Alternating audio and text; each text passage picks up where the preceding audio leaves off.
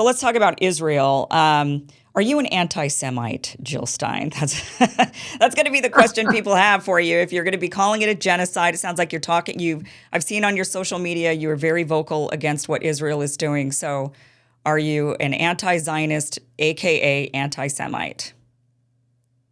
Let me say it's outrageous. I think it's anti-Semitic that Jews who don't support Israel are considered, bad Jews. You're a bad Jew if you don't support the apartheid state of Israel. Um, and I think that very concept is anti-Semitic in and of itself. Um, so, yeah, I think that's preposterous. And people who are saying that don't know anything about Zionism or Judaism, actually, because Zionism only came around like in the 1800s, the late 1800s, when Jews were dealing with pogroms and having to flee, awful, awful stuff, even before the Holocaust. Um, and when Zionism arose, it was very controversial within the Jewish community and remains so. And while it's accepted in some parts of the Jewish community, it's not in others. And you see these pictures of the very traditional Jews in Palestine and elsewhere around the world, and they totally oppose it. They think it's awful and contrary to the basic tenets of Judaism. So those who are saying that Zionism is Judaism don't know a thing about either of them. And that's just preposterous. And let me also say, I think it's really harmful to the security and future of Jews around the world for Israel to be doing what it's doing right now and making itself the genocide actor among nations. What they're doing is just jaw-dropping, and it's in full view. It's being televised. We're watching genocide on parade right now. It's unbelievable that people are being bombed while they're being starved, while they're being denied water, while their houses have been destroyed. There are something like 1.2 million people right now who are living without shelter, who've been forced to migrate, who've been forced to walk from northern Gaza into southern Gaza. I don't know, it might be 10 or 15 miles, something like that. But these are, and the roads have just been destroyed. So, like, what do you do if you can't walk and you need a wheelchair and there's no fuel to drive? I mean, to me, this reminds me of Jews being herded into cattle cars, during the Second World War with the Holocaust. I mean, to me, this is that level of outrageous, criminal brutality. And I am very alarmed what this does to the vision of Jews. These are not Jews. This is the Netanyahu Zionist administration that is doing this. And this is just a curse on the reputation of Jews worldwide. So this is horrible, not to mention what it is for the Palestinians. Not only are they being slaughtered and herded around like cattle, going to slaughter right now, how is this anything but genocide and ethnic cleansing? I don't understand where the question comes in. I mean, experts say this is a textbook case, but just to look at it, it's absolutely horrifying. People are being tortured and tormented by the hundreds of thousands. And now they have the outbreak of disease because they can't wash. If they have a wound, they can't clean it. And they don't have sanitation. There are hundreds of people who are sharing one toilet. They don't have separate sleeping quarters, so this is just such a setup now for a public health epidemic. And already there are reports of hepatitis A spreading, and that's spread through a contaminated water supply. But, how about cholera? And, you name it.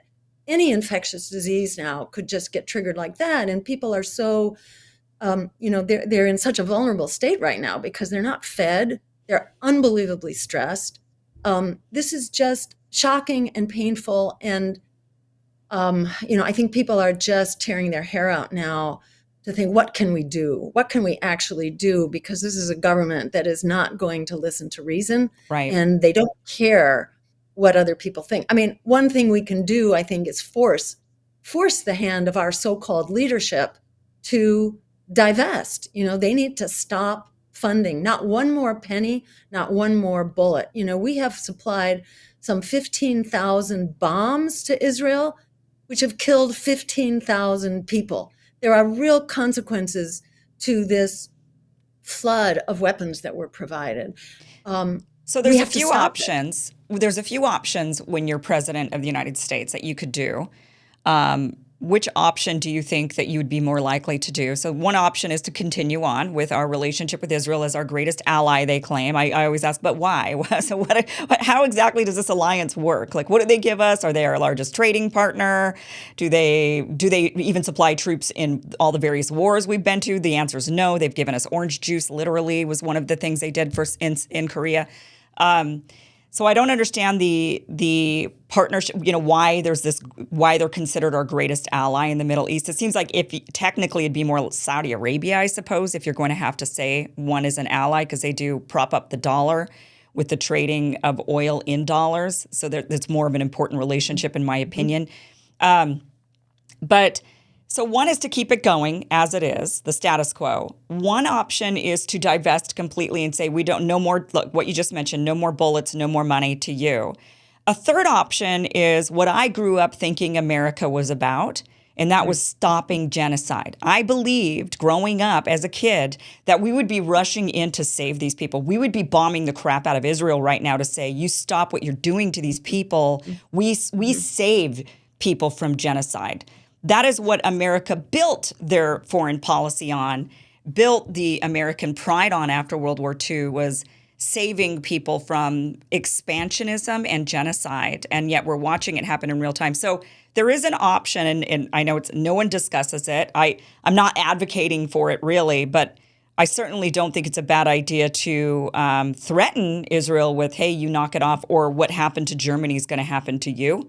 We will come in and we will save these people.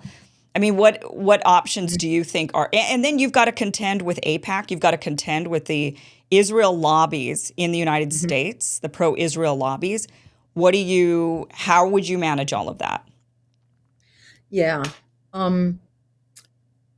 Good questions. First, in terms of AIPAC and the Israel lobby, they are going to be a problem already, and it's not like that's just going to happen if we get into the White House. It's like we will be fighting them tooth and nail in order to get into the White House.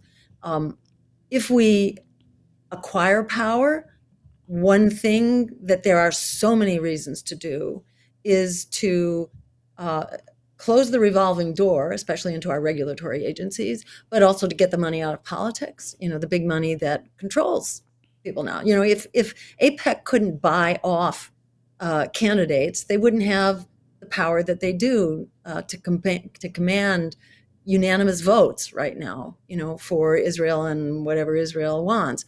So, we have to fight that. And I think part of fighting that, if we get into power, is to certainly tighten up and to push very hard for campaign finance reform, just plain and simple, which the American public supports, like just about 100%. It took us 1 week to come up with $1 trillion+ to bail out Wall Street in 2008. Why can't we do that to basically bail out democracy and break the stranglehold that big money has around our democracy? So, that's the big picture of how you deal with AIPAC. But in the meantime, how you deal with AIPAC is by mobilizing a grassroots movement and then not putting it to bed when you get into the White House, which is what Barack Obama decided to do. He had his ground troops and he made all his grand promises.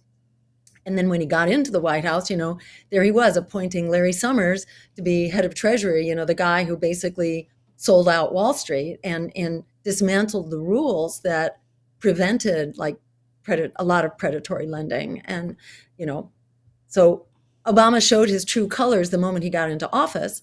And part of what he did was put his ground troops basically to send them back home. So he was not going to have a grassroots movement. And if we were to get into the White House, we would get there because a powerful grassroots movement has come together. Right now, there is a powerful grassroots movement. There are many powerful grassroots movements. And the question is, can those movements be brought together? the anti-war movement, the pro-democracy movement, the movement for healthcare as a human right, the movement to end student debt and medical debt. I mean, the minute you start bringing even 3 or 4 of those together, you can win the election. Mm-hmm. And in order to get there, what happens? What do you need? What you need is independent media like yourself that can get the word out. And I think we are in a different era right now because people are not going to take it anymore. They're not going to keep being thrown under the bus with this crushing inequality and endless war and a climate that is in collapse and a democracy that's just being torn to shreds. So people aren't going to take it. It's time to stand up. And, that's kind of a long answer to your question about, how do we mobilize to get into the office? And then in terms of like, what do we do with Israel and Gaza? I think we make it impossible for Israel not to begin with a permanent ceasefire. And we make that impossible by saying, hey, we are taking our warships home. And by the way, Caspar Weinberger, who was the Department of Defense chief for Reagan, he described Israel as the unsinkable battleship for the U.S. in the Middle East. Israel is basically our base of military operations to ensure that we have access to oil. And we wonder why the other Middle Eastern nations are upset about Israel's existence there, and why Israel's constantly under threat of their existence there in the Middle East. And it's because you've got a bunch of Americans sitting there saying, because that's our military base over there. And then the Middle Eastern countries say, we don't want your military base over here. We don't want it. So it does. All of this rhetoric does put so many people at risk. It puts the Israeli people at risk. It puts Jewish people at risk. Zionism puts Jewish people at risk. And the fact that Israel acts like it talks for all Jews and represents all Jews, and it does not.